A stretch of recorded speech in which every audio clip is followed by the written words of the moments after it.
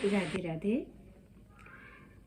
जैसा कि मैंने आपको बताया कि मुझे बोलने में बहुत तकलीफ़ थी क्योंकि मेरी हाफ टंग पैरालाइज हो गई थी और एनर्जी बहुत ज़्यादा लगने के साथ साथ क्लैरिटी भी नहीं थी आवाज़ में। और जितना भी मैं बोल पाती थी वो मैं फैमिली में ही बोलती थी। जैसे जैसे मेरा ट्रीटमेंट होता गया वैसे वैसे इम्प्रूवमेंट होता गया और मैं थोड़ा बेटर होती गई बात करने में। तो मैं घर पे बात करने लगी और मैंने डिसीज़न लिया था कि मैं कंप्लेन नहीं करूँगी। तो बड़ा शांत शांत सा माहौल हो गया घर में कि बस नॉर्मल और अच्छी अच्छी बातें हो रही हैं। तो ये सब तो एक नॉर्मल फैमिली में नॉर्मल नहीं माना जाता कि सब अच्छे से बात कर रहे हैं, कोई गुस्सा नहीं कर रहा, कोई लड़ नहीं रहा, कोई डांट नहीं रहा। तो वो फैमिली में मेरे ख्याल से वो नॉर्मल फैमिली में नहीं आती जहाँ पर बहस नहीं होती है, जहाँ पर लड़ाई नहीं होती है, जहाँ गुस्सा नहीं होता है, आर्गुमेंट नहीं होता है थोड़ा बहुत।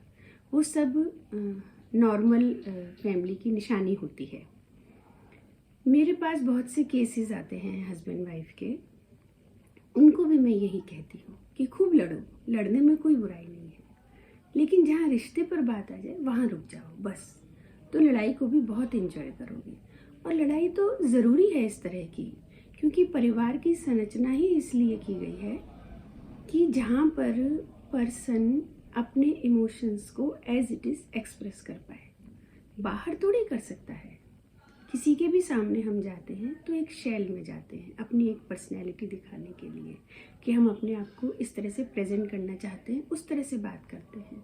घर ही एक ऐसी जगह है जहाँ पर हम जैसे चाहे वैसे बात कर सकते हैं और हम जो फील करते हैं उसे बता सकते हैं, एक्सप्रेस कर सकते हैं।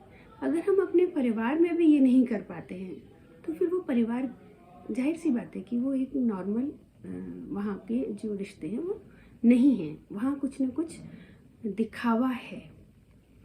तो जैसे जैसे मैं ठीक होने लगी, और मेरा भी नेचर है, सभी का होता है कि कुछ तो भी तेज़ बोलना है, कुछ तो भी करना है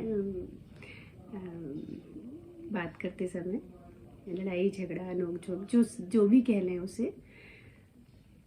तो मुझे लगा कि ये ऐसे शांति शांति तो नहीं समझ में आ रही है, तो और जब तक मैं कुछ नहीं बोलूँगी तो कोई कुछ मुझे कहेगा नहीं, ये मुझे अच्छे से समझ आ गया था कि क्योंकि तबीयत ठीक नहीं है तो कोई तो मुझे गलती करने पर भी कुछ नहीं कहेगा।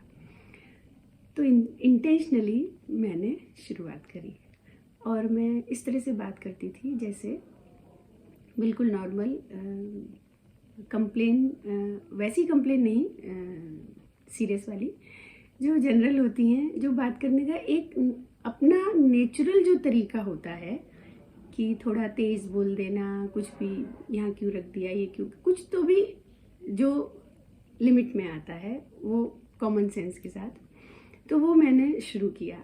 उससे क्या हुआ कि घर और लाइवली हो गया। और जब मेरे हस्बैंड किसी को बताते थे तबीयत के बारे में तो इससे वो उनके बताने के तरीके में फ़र्क आता था। इन जनरल मैं आपको बताना चाहूँ कि मेरे ऊपर एक जोक बहुत सूट करता है। सिंगल लाइन जोक है, सबने सुना होगा कि दो पर्सन रास्ते में मिलते हैं। एक पूछता है कि भाभी जी की तबीयत अब कैसी है। तो वो कहता है कि काफ़ी ठीक है, कल तो थोड़ा लड़ी भी थी। तो अगर मैं लड़ी थी तो मैं नॉर्मल हूँ। तो ये जोक मेरे ऊपर बहुत सूट करता है, तो इसलिए इसको मैं हमेशा अपने साथ रखती हूँ, क्योंकि मुझे अब अगर मैं ऐसा नहीं करती हूँ तो मैं नॉर्मल हूँ या मैं ठीक हूँ, नॉर्मल इन द सेंस मेरी तबीयत ठीक है करके उस पर डाउट होने लगता है। तो इस चीज़ को मैं हमेशा मेंटेन करके रखती हूँ कि ये मैसेज घर में कम्युनिकेट होता रहे, ये मेरी तरफ से मैसेज कन्वे होता रहे कि मैं ठीक हूँ, मेरी तबीयत बिल्कुल ठीक है। तो मेरे हस्बैंड भी इससे बहुत खुश होते हैं और वो उस समय मजाक में बच्चों से कहते भी थे, हाँ बेटा तेरी माँ तो अब बिल्कुल ठीक है, अब तो लाई भी करती है मुझसे।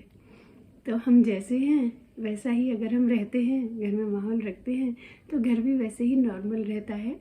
ये मुझे लगा और मैंने किया। अगर ये आप जैसे किसी को कुछ काम आ सके तो बहुत अच्छी बात है, नहीं तो मेरी कहानी समझ के सुन लीजिए बस। आपका बहुत बहुत धन्यवाद। राधे राधे।